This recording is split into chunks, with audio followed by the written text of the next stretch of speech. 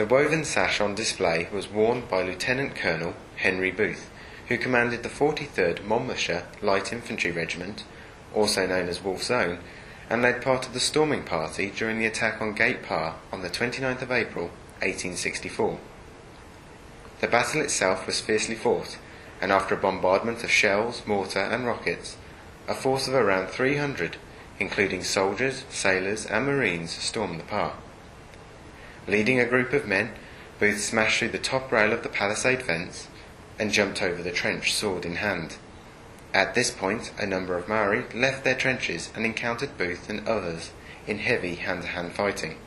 A report by Hene Pore, a Māori woman warrior, recounted the assault. A desperate combat was waged. Navy cutlass met long-handled tomahawk. Tupara was clubbed to counter bayonet and rifle. Skulls were cloven. Māori were bayoneted. Ngai te rangi tomahawks bit into Pākehā limbs.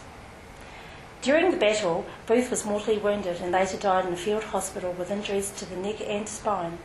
However, as he lay wounded and darkness fell, a Māori woman by the name of Hene Te Kirikaramu crawled to his aid, still under rifle fire, to provide him with water.